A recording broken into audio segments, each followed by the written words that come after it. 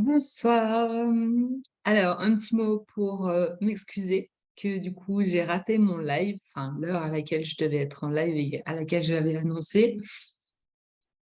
Il s'est trouvé que je me suis auto-sabotée inconsciemment toute seule. Donc du coup, je fais cet enregistrement et en espérant que la prochaine fois, ça se passera mieux.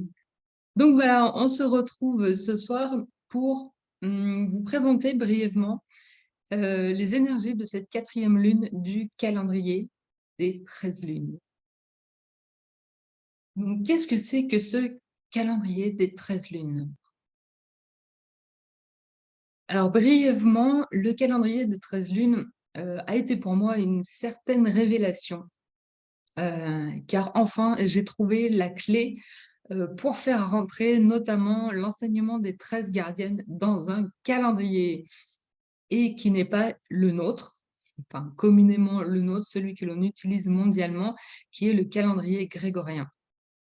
Pourquoi? Parce qu'il ne colle absolument pas. Donc que le calendrier des 13 lunes est d'autant plus intéressant parce que justement, si tu veux faire partie de ce nouveau monde dont tout le monde parle, si tu veux changer de conscience et évoluer, ce calendrier des 13 lunes représente la perfection harmonique, contrairement au calendrier grégorien, qui du coup nous maintient dans cette ère patriarcale. Un, de deux aussi, parce que en fait, le mot calendrier vient du mot calende, qui veut dire aussi répertorier les dates pour récolter les taxes et les impôts. Donc, ça nous fait maintenir dans cette croyance que le temps est de l'argent et qu'il faut être rentable. Donc, c'est là où je trouve ça très intéressant. Et que, en fait, quand tu t'aperçois et que tu regardes le calendrier qu'on utilise, il est complètement inégal. On passe voilà, des mois à 30, 31 sans aucune logique. Voilà, entre juillet et août, il y a 2 mois de 31 jours. Février qui est de 28 ou 29 de temps en temps. Voilà, donc ça nous maintient dans cette ère mécanique standardisée et qui nous fait, alors je vais le faire sans jeu de mots, mais perdre notre temps et dans ce lien, en fait, que le temps fait avec la conscience. Mais ce calendrier des 13 lunes, en fait, il répartit en 13 mois lunaires de 4 semaines, exactement de 7 jours, et faisant un mois lunaire de 28 jours.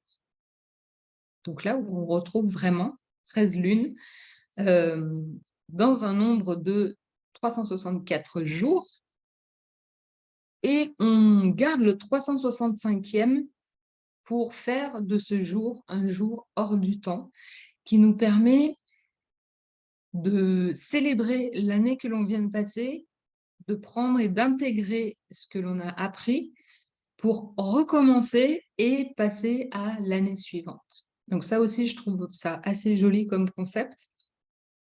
Et qu'on prend le temps d'une journée pour faire cette transition et non pas 3 secondes dans le passage que l'on fait lorsque l'on fête le Nouvel An au 1er janvier. Ce qui fait de ce calendrier aussi qu'il est harmonique, complètement régulier, régularisé et fait une harmonisation entre ce que les Mayas appelaient les informations venant de notre galaxie, du Soleil, qui nous envoie des informations chaque jour. Donc, dans ce qu'on appelle un synchronomètre, en fait, c'est le fait de combiner le calendrier des 13 lunes avec ce que l'on appelle aussi le Tzolk'in. Le Tzolk'in, c'est comme un deuxième tableau où sont répertoriés, en fait, 20 archétypes, et notamment où on retrouve aussi les portails galactiques présents tout au long de l'année.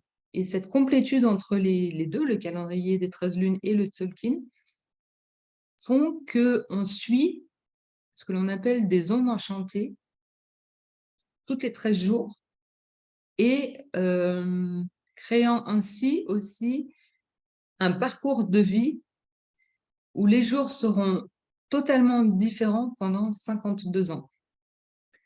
Donc c'est là aussi où je trouve plus que c'est vraiment très précis et très intéressant, où justement, en fait, dans notre vie, si là je le place au niveau individuel, ce calendrier ne sera jamais identique pendant 52 ans. Et ensuite, on repart et on refait un autre tour. Pourquoi 52 ans? Parce que 52 ans est l'âge considéré comme celui auquel on atteint la sagesse. Aussi peut-être parce qu'avant, il y avait moins d'espérance de vie. Et que du coup aussi, on passe sur une autre étape de vie après 52 ans. Donc, qu'est-ce que nous dit cette 4e lune? Alors, pourquoi 4e? Parce que justement, en fait, le calendrier des 13 lunes commence le 26 juillet. Et donc, chaque 26 juillet, c'est comme si c'était le 1er janvier, on recommence. Et qu'il est temps pour moi de commencer à en parler et à oser donner ma compréhension du peu que je sais pour l'instant et que parce que j'ai envie de partager là-dessus. Donc aujourd'hui, nous entrons dans ce 4e mois lunaire du calendrier des 13 lunes qui s'appelle la lune auto-existante. Donc voilà en fait à quoi ressemble le calendrier des 13 lunes.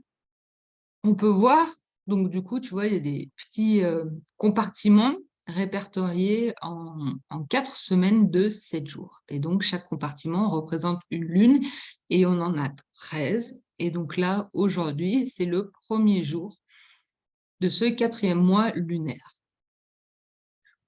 Il est placé de cette façon-là, comme un G, ou comme en fait, on pourrait aussi le comparer à une spirale mise sur stop.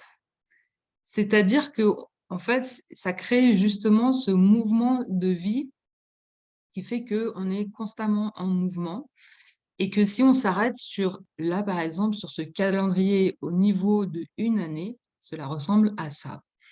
Et en fait, à chaque lune correspond un nom, des caractéristiques, une énergie et surtout, en fait, ce qu'on appelle une tonalité. Donc, c'est cette petite onde-là au milieu qui reprend la même forme que les lunes.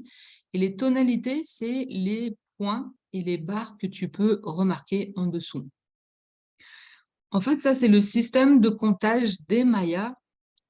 Un point correspondant à 1 et une barre correspondant au 5. Donc, tu vois que quand on passe à 6, c'est une barre plus 1, ça fait 5 plus 1, 6, et ainsi de suite. Et donc, du coup, quand tu as 2 barres, bah, ça fait 10. Et donc là, tu vois, on arrive à 12 et à 13. Donc ça, ce sont les tonalités, et à chaque tonalité correspond une question. Donc, en fait, ce qui est aussi très intéressant, c'est que ces 13 étapes, en fait, ces 13 tonalités représentent les étapes d'évolution de la conscience et les 13 questions à se poser à chaque étape. Ainsi, on arrive dans cette 4e étape de l'année. Donc, comme tu peux voir ici, qui est la lune auto-existante, ça c'est son nom. Et en fait, donc, qui va aller du 18 octobre au 14 novembre, qui va nous poser la question: comment on va mettre en forme l'énergie, notamment afin d'équilibrer nos polarités, en mettant en lumière les parts en nous qui s'opposent. Donc cette tonalité 4, dans ce 4e mois lunaire, vraiment, elle nous amène à trouver la forme, comment manifester notre mise en service, grosso modo, dans ce que tu fais dans ta vie. Parce qu'en fait, c'était la question précédente du 3e mois lunaire, qui était: à quoi je dédie mon énergie? À quel service je suis? Dans cette idée que on vient et on est sur Terre pour une certaine raison, et on peut appeler ça aussi une certaine mission de vie, ou même rien qu'en fait dans une réalisation de soi, qui fait que on est quelque part tributaire de l'énergie de vie qui se manifeste à travers nous et qui nous demande en fait d'exprimer, de s'exprimer à travers nous avec nos spécificités. Donc, pour en dire un peu plus sur cette lune, pendant ce mois lunaire, on va traverser 7 portails galactiques qui vont avoir lieu le 18, le 19, le 20. Donc, tu te demandais pourquoi c'était un peu difficile ces derniers temps. C'est qu'on vient de traverser une dizaine de jours de portails galactiques. Pour ma part, je trouve que ça a été bien remuant. On va en trouver un, notamment le 30 octobre, le 2 et 7 et 10 novembre. Ce qui peut éventuellement te permettre de te préparer quelque part et d'être beaucoup plus présente à toi dans ces jours-là pour contenir ce que je dirais et surtout prendre soin de toi et te respecter ces jours-ci. Mais ça peut très bien se passer aussi et tu peux ne rien ressentir. Donc voilà la présentation au mois, en fait, de ces 4e mois. Donc représenté par vraiment 4 semaines de 7 jours, donc qui représentent l'harmonie. En vert, donc ce sont les portails galactiques dont je viens de te parler. Et puis, 2 phénomènes aussi intéressants ce mois-ci, c'est que ça va être une éclipse solaire le 25 octobre et une éclipse lunaire le 8 novembre. Notamment, ça permet aussi, quand on est un peu au courant à l'avance, ça peut permettre, voilà ce que je disais, d'être beaucoup plus consciente de ces jours-là et d'être présente à soi pour jauger et voir qu'est-ce qui demande à se manifester, où est-ce que sont mes contradictions, où est-ce qu'il y a des nœuds, où est-ce que je suis en conflit et qu'est-ce qui demande à faire, où est-ce que j'ai des difficultés aussi à faire les choses et quelle est l'action qui me demande à prendre place, mais sur lesquelles peut-être j'ai des difficultés ou des croyances qui m'en empêchent. Ou alors aussi, ça peut taper dans la blessure et qui demande justement à être transcendée. Cette 4e lune aussi a pour animal totem la chouette. Donc voilà, ça donne aussi un autre penchant, une autre énergie. Et la chouette, en fait, nous amène la clarté. Elle va nous permettre aussi de voyager dans nos ombres pour les illuminer de conscience. Parce qu'elle a la capacité aussi de voir ce que les autres ne voient pas et de voir dans le noir.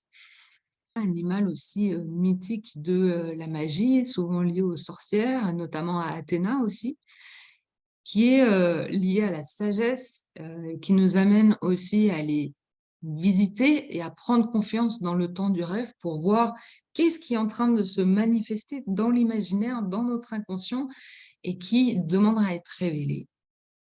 Cette chouette aussi va nous apporter le discernement nécessaire pour avoir plus de clarté éventuellement sur les illusions, pour aller voir au-delà en fait de la réalité simple que l'on voit et voir ce qui se cache dans le noir. Ce 4e mois lunaire commence par donc ce que l'on appelle un glyphe, donc qui sont présents dans ce 2e tableau qui sont les archétypes. Et donc ce premier jour est gouverné par l'archétype du voyageur du ciel rouge. Ce mois lunaire aussi va beaucoup travailler sur le chakra du plexus solaire. J'avais cette vision un peu que ce mois-ci, on va travailler à ce niveau-là. Donc, ça veut dire faire rentrer la lumière, notamment des informations du soleil qui nous parviennent par le corps, pour nourrir nos ombres, pour venir les éclairer, mais aussi pour nourrir aussi toutes ces belles parties en nous que des fois on cache un peu et qu'on n'ose pas trop montrer, nous réchauffer de l'intérieur pour faire et manifester notre sagesse, notre façon de voir la réalité, notre réalité personnelle et de pouvoir la partager avec d'autres. Donc ce voyageur du ciel, il a pour mot-clé explore, l'éveil, la prophétie. Donc ce voyageur du ciel, comme on peut voir représenté là par son dessin, il fait le lien entre la terre et le ciel. Comme c'est un voyageur éternel qui voyage dans toutes les directions. Et mon interprétation de ce voyageur, c'est notre capacité, notamment à travers la pensée, la conscience, que d'aller voyager dans nos mondes intérieurs et dans l'imaginaire. Il est conducteur d'énergie donc entre le ciel et la terre, et qui amène l'éveil de la conscience. Et donc, en s'autorisant à aller visiter nos mondes intérieurs, nous clarifions et permettons la manifestation de notre réalité. Car en étant conscient que le monde extérieur est le reflet de notre monde intérieur, nous mettons de la lumière sur les parts de nous qui demandent à être accueillies et à être aimées. Ainsi, laissons-nous traverser par l'information, le flux de vie qui passe par notre corps. Regardons ce que cela fait à l'intérieur afin de la transformer, afin de lui donner notre touche personnelle pour la manifester et créer notre réalité. Donc lui, tout seul, il a pour affirmation « J'explore l'inconnu dans l'éveil ». Voilà, les événements intéressants. Donc je t'avais parlé de l'éclipse solaire qui aura lieu le 25 octobre, qui peut éventuellement poser la question de qu'est-ce que je rayonne? Où est-ce que la lumière là du soleil vient éclairer à l'intérieur de moi? Qu'est-ce qui demande en fait à sortir de moi et à exprimer? Et puis à l'éclipse lunaire qui aura lieu le 8 novembre, ça va être plutôt quelles sont les informations que je reçois, à quoi suis-je sensible et qu'est-ce qui me demande d'être regardé? Donc, on va aller plus dans une certaine intériorité, d'aller voir en fait la face cachée de notre être, peut-être les peurs et les croyances qui demandent à être débloquées. Voilà un peu pour résumer ce mois, c'est qu'on va vraiment, là on part dans la matérialité. Donc ça, on va passer par la forme, par le physique et notamment par notre corps. Donc outre quelle est la forme que je donne à mon action pour réaliser ce que je souhaite, c'est une invitation vraiment aussi à donner corps à tout ce que l'on ressent. Et donc moi j'aimais bien cette idée aussi, tu vois, quand on est un peu chamboulé, ces idées, ces journées où on est un peu bousculé, c'est d'aller mettre des mots sur ce que l'on ressent, sur notre monde intérieur pour clarifier notre réalité et voir ce que l'on veut voir se réaliser dans notre vie matérielle.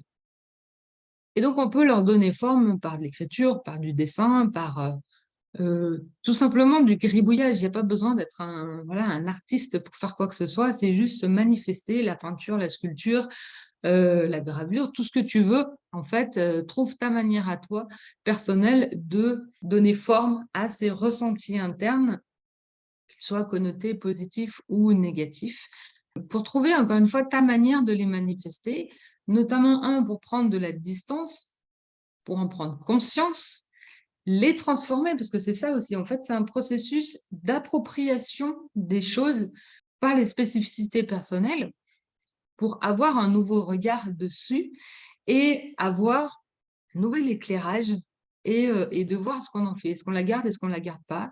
Si je la garde, est-ce qu'elle me convient comme ça ou pas du tout?